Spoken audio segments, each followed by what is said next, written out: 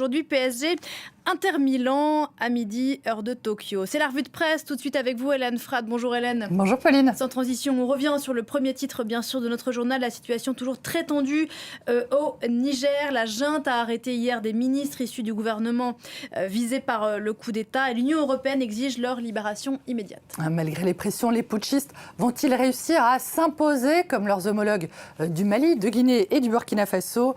Le pays se dit qu'il attend de voir, mais il pense que pour l'instant, le cliché, ce plat à base de moutons grillés, assez piquant, que ce plat donc est trop pimenté pour être avalé par le général Tchiani, qui se veut le nouvel homme fort du Niger. Certes, l'ex-patron de la garde présidentielle a le soutien de toute la hiérarchie militaire, mais cela suffira-t-il pour lui assurer une assise confortable? Rien n'est moins sûr, doute le journal burkinabé en évoquant la fébrilité à Niamey, mais aussi la possibilité que le président Mohamed Bazoum ait fini par payer sa trop grande proximité avec la France. Une partie de la population nigérienne semble toutefois soutenir les putschistes, notamment les jeunes. Ouais, dans ce pays où la moitié de la population a moins de 15 ans, Libération est allée à la rencontre de cette jeunesse qui se montre très critique envers le pouvoir, qu'elle perçoit comme touchée par le népotisme, corrompu et inefficace. Libé rappelle que cette génération n'a pas connu le tournant démocratique ouest-africain au début des années 90, quand plusieurs régimes militaires de la région, dont le Mali et le Niger précisément, ont été balayés par des soulèvements populaires. Cette jeunesse donc n'a pas connu ce tournant majeur, mais seulement l'expérience au pouvoir de la classe politique issue de ces bouleversements et le désenchantement que cette classe politique a suscité. Et ce phénomène concerne d'ailleurs l'ensemble du Sahel, et c'est ce que rappelle le Djeli, le site d'info guinéen, avec ici le président Mohamed Bazoum et le général Tchiani. Le site évoque, lui, le comportement paradoxal d'une jeunesse à la fois encline à applaudir effectivement les coups d'État, mais aussi portée par des revendications pro-démocratie.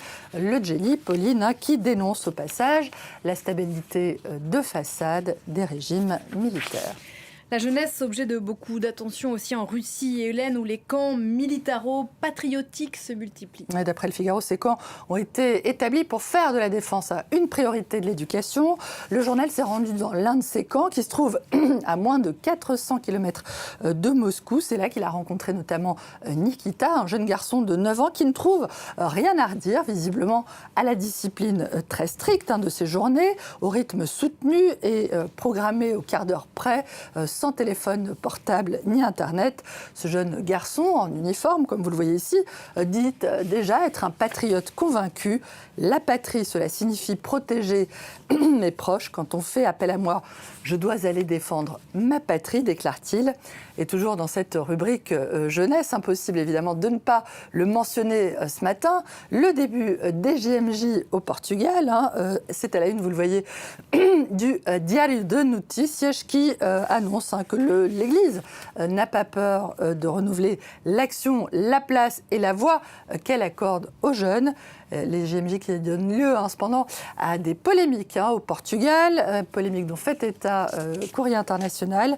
L'hebdo relaie les critiques de citoyens et de journalistes sur le coût pour l'État de ces journées mondiales de la jeunesse. C'est le plus grand événement catholique au monde, tandis que d'autres portugais mettent en avant les recettes attendues de cet événement et dénoncent des critiques, une indignation plutôt démagogique.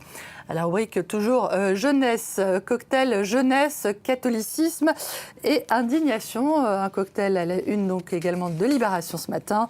Le très droitier Geoffroy Lejeune débarque ce matin à la tête du journal du dimanche, où son arrivée, on le sait, on l'a évoqué hier d'ailleurs, provoque une grève historique. Jeu de mots inspiré de Libération sur un autre rendez-vous dominical très suivi ici en France, le jour du Seigneur avec un Inspiré Libération, comme les histoires sur lesquelles on se quitte, Hélène. Oui, deux histoires d'ours, Pauline, pour terminer, racontées toutes deux par The Guardian. La première à propos de la vidéo devenue virale de cet ours qui se tient sur ses pattes arrière, comme vous pouvez le voir dans cette vidéo. Des images qui obligeaient les responsables du zoo à produire un communiqué assurant que c'est bien un ours, un animal, et non une personne déguisée en ours.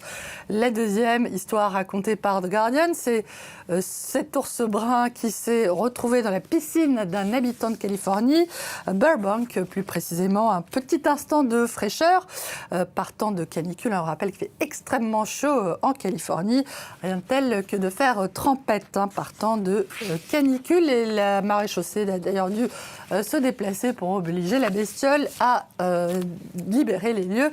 L'ours brun se trouvait visiblement parfaitement à son aise dans la piscine. Merci beaucoup Hélène, c'était la revue de presse à retrouver en podcast et en replay. Nous on se retrouve juste après la pause, à tout de suite.